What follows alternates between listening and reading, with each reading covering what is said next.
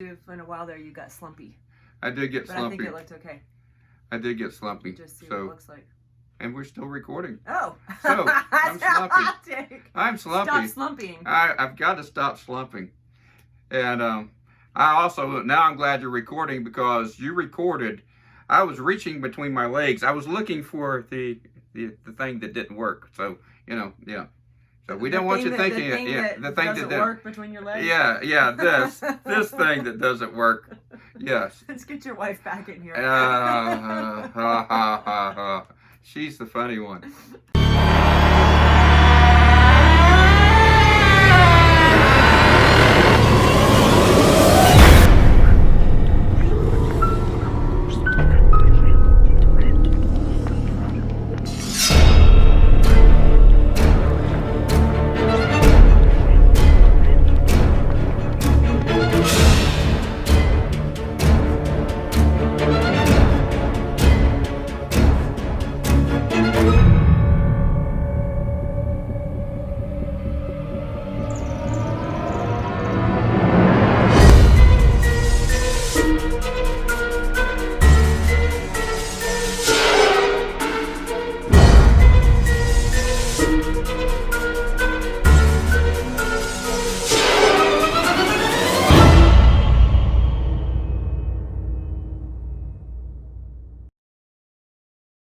Help. Oh, God. So, would you like to tell folks how we met? Sure, I would love to. We met at the Old City Jail in Charleston, South Carolina, and I was starting to give a tour. Now, the tour starts out in the parking lot, and I had about 20 people in tow, and I'm leading them around to the door where we go in, and suddenly I see this man from a great distance. And didn't know who he was, but my heart started pounding out of my chest. Yeah. I actually didn't know what was happening because it was almost like time had stopped for me and I couldn't hear anything. My heart is pounding and I noticed that I was staring at his legs. He had shorts on, it was the summer, and I didn't know why. I did figure out there's maybe a tattoo that I'm looking at, but I was way too far away to see what I was really seeing. I knew, though, that I had to keep going and give my tour and entertain a bunch of people, so I had to snap out of whatever was happening to me, give the tour, and in the tour, I completely forgot the experience I had had in the parking lot. I finished the tour, I come back outside, and I was told that the person I had seen in the parking lot was Bruce Orr, the famous Bruce Orr. The man, the myth, the legend. The legend. Yeah. The man himself. We already knew the myth and the legend. Well, actually, I didn't, obviously I didn't know you, but I knew his name because I'd read several of his books, and I was really excited to finally meet him in person. So I thought, wow, I'll hang around for a little bit and see if I can introduce myself. You had already started another tour, and so the tours kind of rotate around. So I needed to wait about 15 minutes for Bruce to finish his tour. Now, I, again, had completely forgotten my experience when I first laid eyes on him. But when Bruce finishes his tour, leads his crowd back out into the parking lot, I have the same experience all over again. Time felt like it stopped. I couldn't hear. My heart starts pounding out of my chest, and I couldn't speak. It was a bit of a... I have that effect on women. It was terrifying. It wasn't fun at all. It was absolutely horrifying. By the time I have that effect on women too. I believe that. By the time he comes up to me and I'm able to hold out my hands are all sweaty, and the only thing I can get out of my mouth is, we have a lot to talk about. Now, fortunately, you went along with it, and he didn't think I was just a raving lunatic. Maybe he's used to fans gushing all over him, I'm not sure. But he said, fine, how about lunch on Monday? Now, we ended up not having lunch Monday. Do you want to tell them why? Well, when we met was July 13th.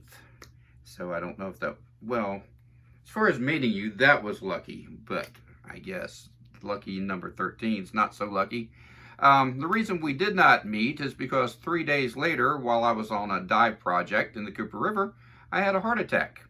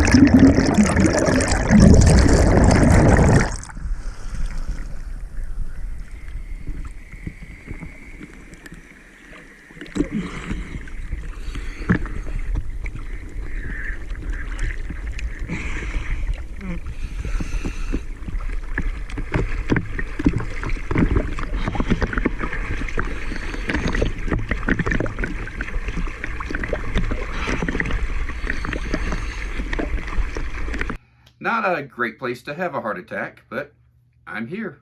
I made it back. So maybe maybe a little preparation, a little divine intervention and a little preparation. Tell him what's on your leg and what I was looking at. So when I first laid eyes on him, specifically, I was looking at the outside of his right calf. So what is on the outside of your right calf? I have a dive tattoo, diver down flag. I had symptoms of a heart attack while I was staring at his dive tattoo, and that's why I couldn't speak when we first met. Bruce then, on the day we're supposed to have lunch, emails me and says, I don't think I'm gonna make it to lunch. And when I found out what happened, I emailed him back and I said, if something happens to you before we meet, I am going to be pissed. No, actually, I think I said, if you die before we meet, I'm gonna be really pissed. So you better make it to lunch.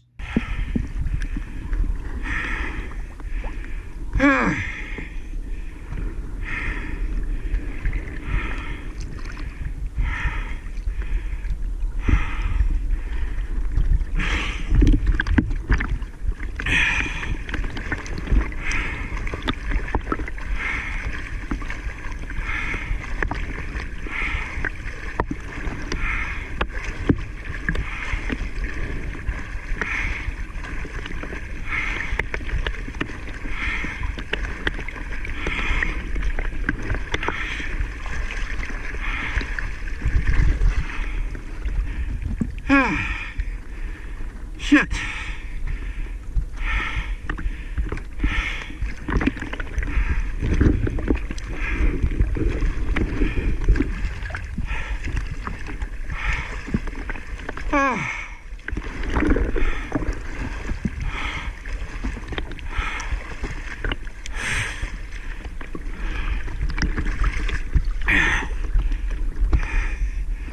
Oh, shit.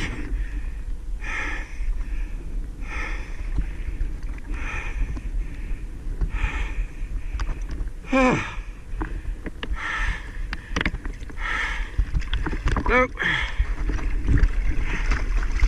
That's it for me.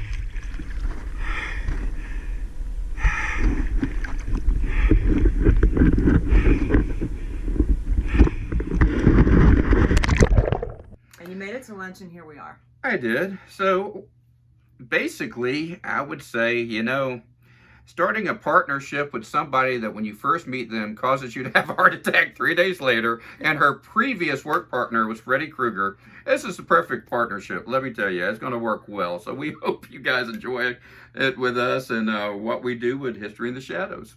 Thank you, guys.